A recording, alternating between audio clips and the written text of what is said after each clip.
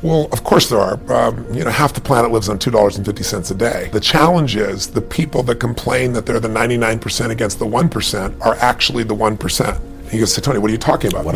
Those people down there who were in those tents downstairs, a few years ago, and if you watch them typing on their iPhones and having a Starbucks drink, they think that they are really suffering. But in reality, if you're in poverty in this country, you're in the 1% of earners in the world. You're the top 1%. So if you really care about the 1%, you got to care about everybody.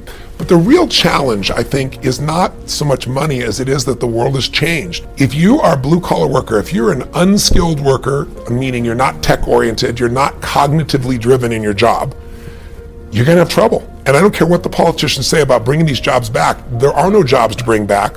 And the reason is because technology is making labor less valuable. And that's why jobs don't produce as much unless you're high cognitive, high decision making, high tech. Those people have no problem. There's a 1% unemployment for people who make $100,000 or more. It's so tiny because they've learned to become more valuable.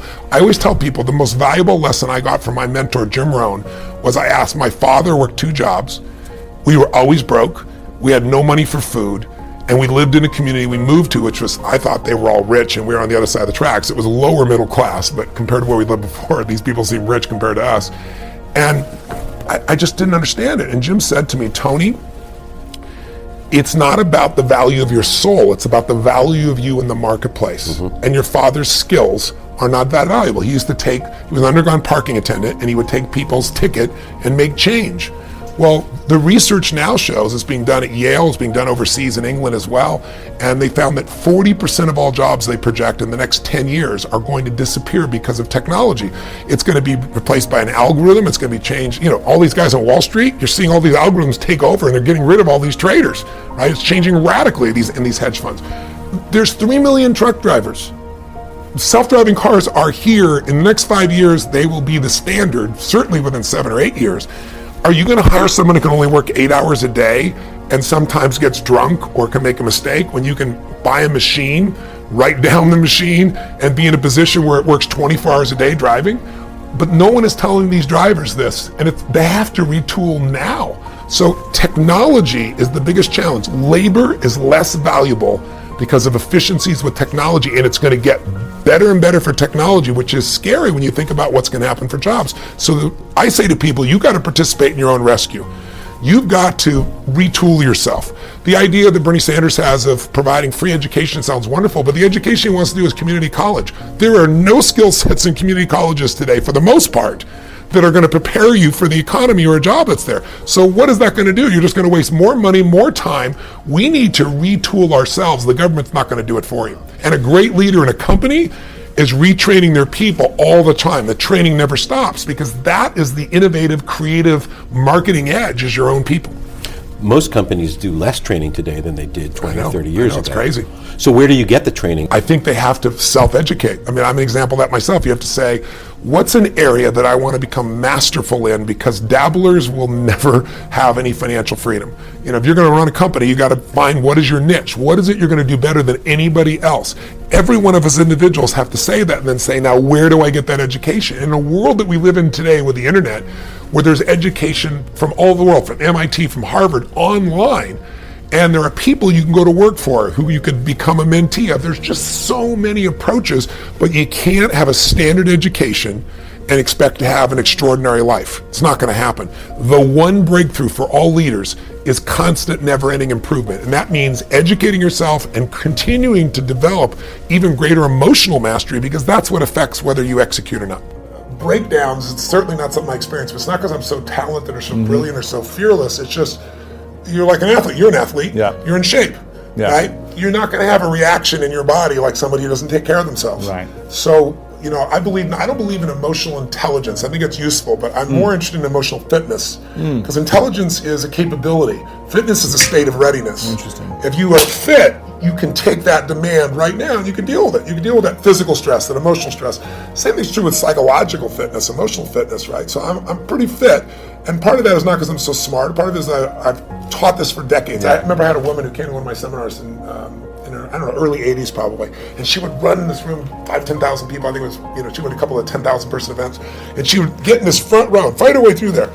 And she'd jump and go for it. And at one break, she came up to me, I was signing a book for her, and she says, she goes, Mr. Robbins, I've seen you at like 8 of these. She goes, I've seen you like when you're really, I know I can hear your voice, you're hurting or you haven't slept. And she goes, you always seem to be so up all the time. How come you're so up? And I said, well, part of it is I attend all these seminars. So I'm teaching it. So there's a fitness of that. But there's also, I've buried 3 fathers and 1 mother, and, that affects your life. I've had a physician look me in the eye and say, you have a tumor in your brain. Wow. And so I've had those moments that when you've had extreme stress and you push your way through it, you build psychological muscle. It's like, it takes a lot to knock me off. In the early days, we didn't have $50,000 to keep the doors open. How do we do it? Then I had, graduated to $5 million. Then I graduated to a partner of mine who kind of didn't do things well, and I ended up owning $100 million because I had to take on his debts. $100 million.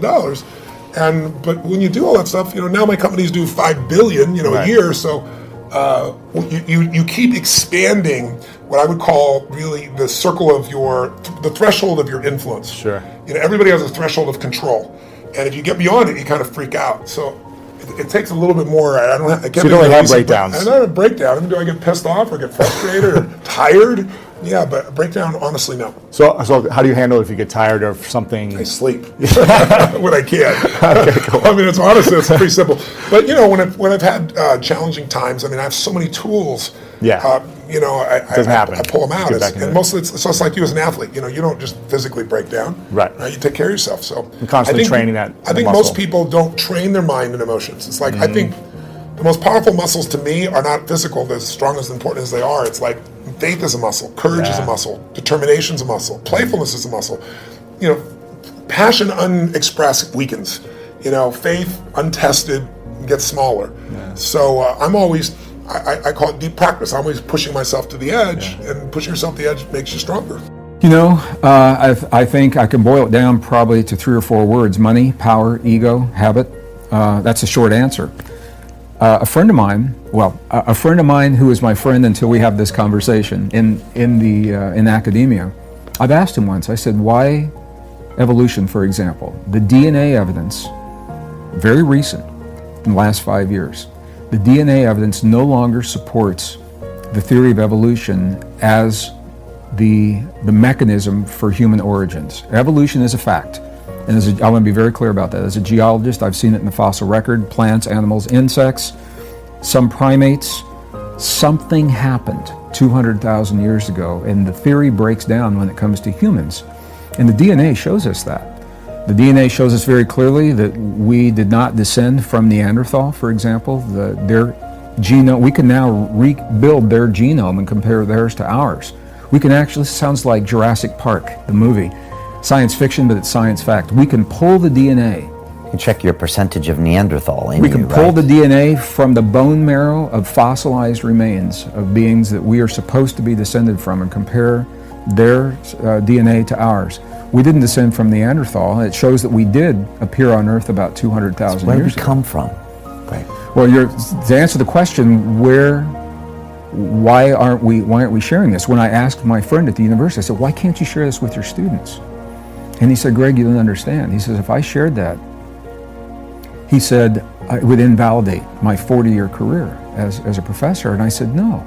I said, it would do just the opposite. It would demonstrate to your young students how valid and relevant science is, because it's designed to be constantly updated, and you're doing that. It wouldn't invalidate. He said, well, think how much money it would cost to change the textbooks. And I said, my brother, I said, you're living in the Stone Age. They're not using textbooks. You changed it on the server, and you've changed it everywhere. And he said, well, think of all my class notes I would have to change. And I said, well, that's your job. But that was an example for me of it's a habit. It's a habit, but it's also threatening. And this is why I think it's so important, Brian. It's more than a philosophical conversation. As we globalize, as we push ourselves together, and we see the fear of what that means, cultures coming together in different ways of thinking, we also see a rise in hate. And hate is only possible because of a way of thinking. Rachel Carson was an author in the 1960s. She wrote Silent Spring. She was one of the first environmental authors about the use of the pesticide DDT back in the 1960s. And she made a statement. I read this when I was a kid, and it was so powerful. She said, "We only destroy the things that we don't value." We have been taught that human life has very little value through the theory of evolution, that we are a random process, genetic mutations. The textbook says that life is a behavior pattern that chemical systems exhibit when they reach a certain level of complexity. That's the definition of life that we're giving to our young people in school today. And it is such a sterile definition. It leaves no room for the specialness and the preciousness of life. And so our young people, through the video games that are very heartless, very violent, through the media, through the television, where are we instilling into our young people how precious and special life is? And if we're going to change that, when we begin to see what the DNA is telling us, it tells us something far beyond random genetic mutations is responsible for us. And that's, I think, where the change in thinking must begin. Well, it's interesting that you asked me that question. That one of my answers for people, when they say, hey, how can I get better at detaching and control my emotions, I tell them to start training jiu-jitsu. Because you're going to get tapped out in jiu-jitsu. Your ego is going to get smacked around so hard, you're going to lose your mind. And the madder you get, the more aggressive you are, the more you're going to get beat down, and the worse it's going to be. So you have to learn to control your emotions, no doubt about it. And then what you have to do is you have to start practicing it all the time. You have to start paying attention to the red flags that go up when I start raising my voice at you. I go, oh, that's your emotion, get mad. And for me, like the minute I feel some sort of anger, some sort of jealousy, some sort of frustration, most of the time I go, oh, you're getting mad, that's your ego. You're getting emotional about this. Take a step back and listen to what the other person's saying. Take a step back and try and see it from their perspective. Take a step back and try and understand what they're trying to say. Because sometimes, if you're not a very articulate person, you're just making me mad. It's only because I don't understand what you're trying to say. Take a step back. Let's talk through it. So pay attention to, I always talk about when you're sending an email to someone and you're typing like this, don't send that email. That's not a good email to send. That's an emotional email. Wait, write it out, fine, and then save it and read it later, and you'll realize, oh yeah, I was really mad about something, or I was really frustrated. So how do you do it? You practice it. You pay attention to your emotions and you get control over them. Have kids. If you have kids, you'll have to learn to get control of your emotions. How do you gain influence and respect? Like, what's that process? Very similar to when we talked about trust and building trust and giving trust. If I want to gain the ability to influence you, well, then what I have to do is give you the ability to influence me. And when I say, hey, here's what we're trying to make happen. Here's what I want to do. And you say, well, I think we should do it like this. You know what I should say? Okay, well, let's take a look at that. The more I allow you to influence me, the more open your mind gets for me to influence you. So that's what I'm gonna do. I'm gonna allow you to influence me, and the more I allow that to happen, the more influence I'm gonna have. Respect, same thing. If I treat you like you're a plebe, like you don't matter, you're not gonna respect me at all. But if I treat you with respect, and respect you, when you try and talk to me, I listen and I respect what you're saying and I try and understand it fully, then your respect for me is gonna go up as well. So when you want to earn respect, give respect. When you want to earn influence, give influence. When you want to earn trust, give trust. All those three are related. Whatever position you're at, you want to be the bull. And I don't care if you're in the mail room or if you're the person behind that camera, that I'm going to be better than anybody else with that camera, and I'm going to be the best mail carrier and the person who comes up and is the most organized and does it the most professional way. You can be the bull at any position you're doing, and it's just telling yourself, I'm going to do this better than anybody else. I don't care what the job is. I don't care what you do. You be the bull at what you do. It's just the sport of this is what I do every day. And people say, why do you do this? And I just said, because what would I do? I mean, if I can't come to the office and solve problems and fight with everybody and conquest something, you know, conquer, then what am I going to do with myself? I'm going to sit home and die? I mean, that's what I enjoy doing. This is my basketball. This is my game that I play. This is my pickup Monopoly game, whatever you want to call it. Okay, I love going to the office and leading people and trying to conquer something. That's what I enjoy doing. It's sport. Totally, you're exactly right. This is steps to get to the next level. Now, if I don't pull any of that off, have I reached that point in life where I'm happy? Yeah. I don't feel like, after I bought the Houston Rockets, and once again, who gets to own 100% of their team in their hometown? There's probably not, of all the major 100 sports teams, there's probably not 5. So I feel very fortunate. So if nothing else is accomplished, do I feel pretty good? I feel okay. I really do. I really do. And I thank the good Lord and all the people that helped me accomplish it. But what you just said is happening. I'm taking the next steps right now to get to the next level.